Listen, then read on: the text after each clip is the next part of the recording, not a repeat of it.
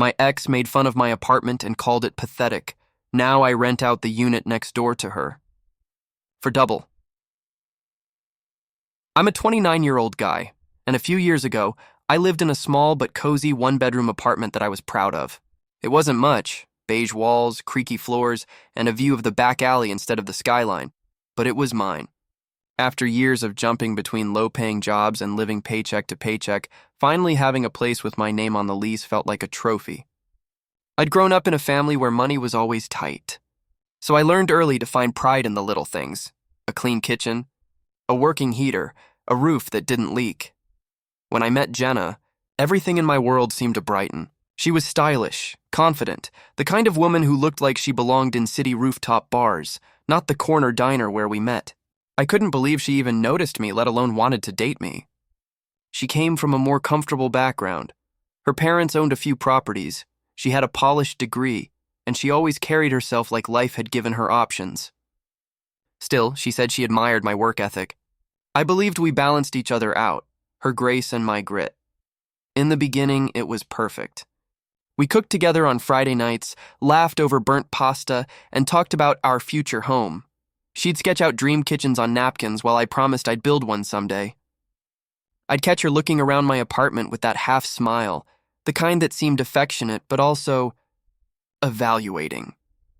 Then, one evening, she ran her hand along my worn couch and joked, "It's cute. Reminds me of a college dorm." She laughed it off, but something in her tone lingered. It was the first time I felt that tiny crack, the sense that my world, the one I was proud of, wasn't enough for her. At first, I told myself Jenna's comments didn't mean anything. Everyone jokes, right? But as weeks turned into months, those jokes started to sting. Every visit came with a new remark: a raised eyebrow at my secondhand coffee table, a smirk at the peeling paint near the window, a sigh when she saw my thrift store dishes. One night, as we sat eating takeout on my small kitchen table, she looked around and said, "You know, it's sweet that you're comfortable here, but don't you ever want something classier?" I laughed it off, but deep down it hit harder than I expected. I'd spent years trying to build a life from nothing, and now, the person I loved most made me feel like it still wasn't good enough. I started changing little things to please her, replaced my furniture, bought new curtains, even splurged on a rug that nearly maxed out my credit card. Every time she visited, I wanted her to notice the effort. And she did, with a polite nod or a quiet "better." Never warmth, never pride, just mild approval. Her friends didn't help either. Once, she invited them over for drinks. I tried to make the place look nice: candles, snacks, clean counters, but when one of them giggled, "This is kinda cute, like an Airbnb starter apartment," Jenna laughed along. She didn't defend me. She didn't even look at me. Just raised her glass and said, "Yeah, he's a minimalist." I sat there, smiling like it didn't burn. That night, after they left, I asked her if she really thought my place was pathetic. She shrugged. "Don't be so sensitive, babe. I just have different standards." I didn't sleep much that night, because deep down I knew she wasn't just talking about the apartment. She was talking about me. After that night, something inside me shifted. I started to notice how often Jenna looked past me instead of at me, like she was already imagining a different life, one where I didn't fit. Still, I kept trying. I picked up extra shifts, skipped weekends out with friends, and poured everything into making her proud. I thought if I worked harder, she'd finally see me as enough. One Friday, I surprised her with dinner, candles, pasta, the good wine she liked. I told her I'd been promoted at work. For a second, I saw a flicker of pride in her eyes. But then she glanced around and said, "That's great, babe. Maybe now you can start thinking about a place that doesn't feel so temporary." I laughed nervously, but my chest tightened. "Temporary? This is my home, Jenna." She rolled her eyes. "Come on, be realistic. You're almost 30. Don't you want to live like an adult?" That word, adult, hit like a slap. I'd spent years fighting my way up from nothing, and somehow she made it sound like a failure. We argued for hours. I told her she didn't appreciate how much I'd done for us. She said I was holding her back. "I can't live like this forever," she snapped. "I need stability, ambition." When she slammed the door behind her, the sound echoed through the apartment like an explosion. I stood in the dark, staring at the dinner table. 2 plates, untouched food, and the cheap candles still flickering. I waited for her to text. She didn't. The next day, I got a message that said, "You're a good guy, but I can't do this anymore." No phone call. No goodbye. Just words on a screen that shattered whatever pride I had left. I sat on that couch, the one she called college furniture, and finally admitted it. The woman I loved was ashamed of the life I built. The days after Jenna left felt like walking through fog. The apartment that once felt warm and alive now felt hollow, like the air itself carried her judgment. Every corner reminded me of her favorite mug, the dent in the couch cushion where she used to sit, the faint smell of her perfume that clung to the curtains. I thought about throwing everything out, but I couldn't. I wasn't angry yet. Just empty. I went to work, came home, ate whatever was left in the fridge, and scrolled through her social media like a fool. She looked happy. Nights out, new clothes, captions about fresh starts. It was like I never existed. Meanwhile, I could barely drag myself out of bed. Then one night, my landlord, Mr. Collins, knocked on my door to check a plumbing issue. He noticed how run down I looked and said, "Kid, you've been through something, huh? Don't waste your pain, use it." That line stuck with me. It sounded cheesy, but it planted a seed. I started doing small things. Went for late-night runs. Cleaned out old stuff. Picked up freelance work after my day job to stay busy. Slowly, the ache turned into determination. I wasn't going to prove Jenna wrong. I just didn't want to be the same broken guy she left. One night, scrolling through YouTube, I stumbled upon a channel about real estate investing.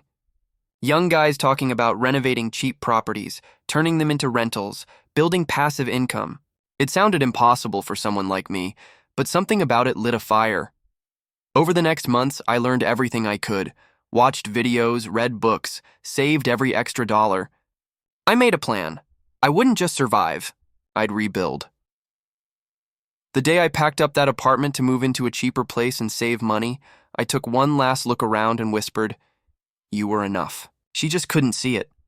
It took nearly a year before things started shifting.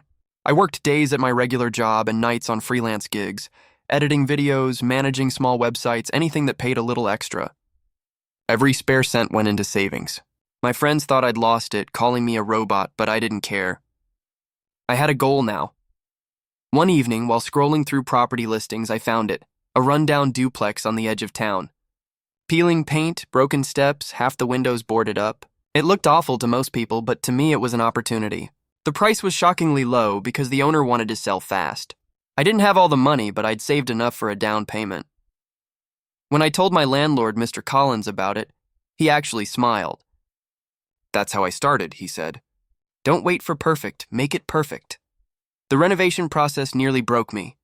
Every weekend was a battlefield of busted pipes, moldy walls, and trips to the hardware store. I watched tutorials at night, learned how to fix things with my own hands, and poured sweat into every nail and coat of paint. But for the first time in years, I felt alive. This wasn't just about repairing a building, it was about repairing myself. When it was finally done, I rented out one unit and moved into the other.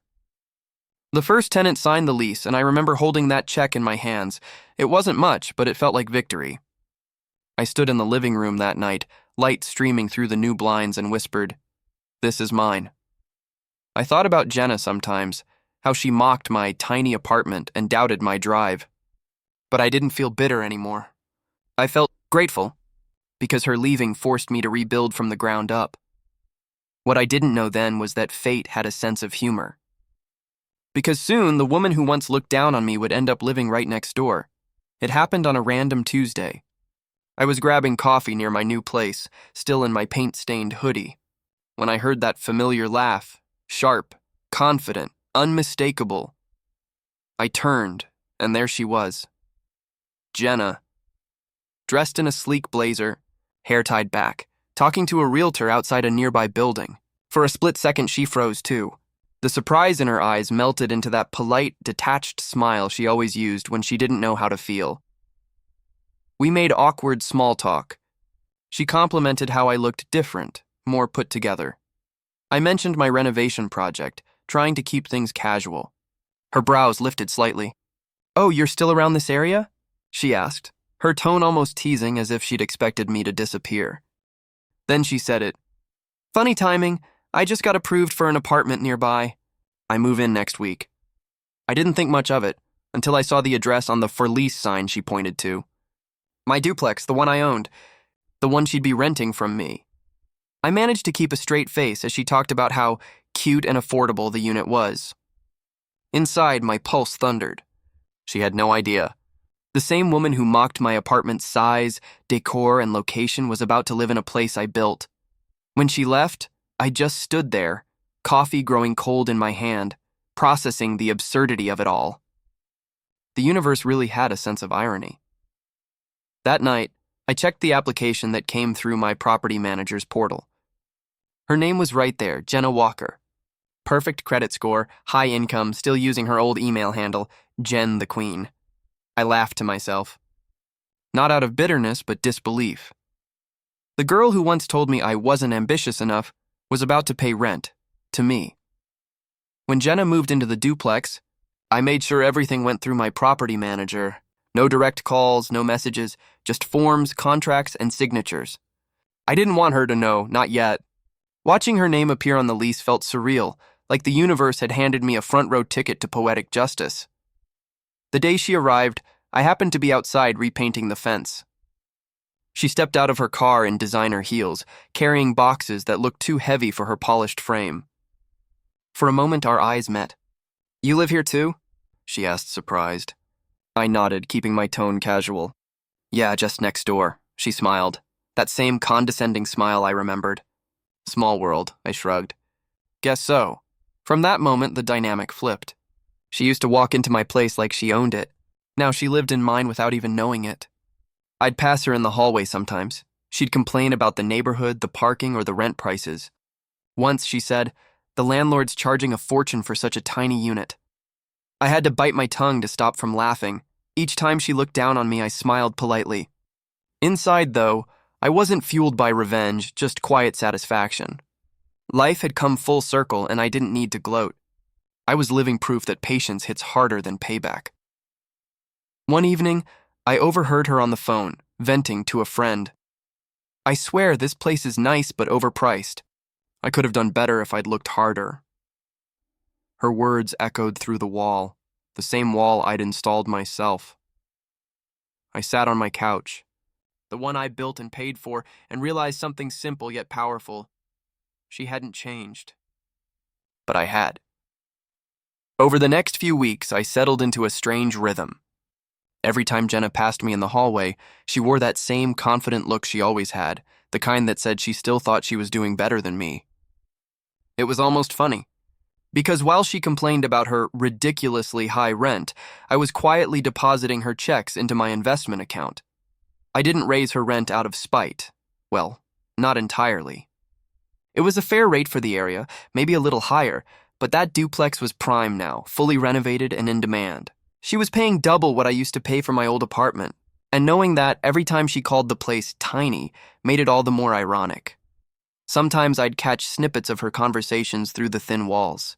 She'd talk about her job, her new boyfriend, or her plans to upgrade to something more her level.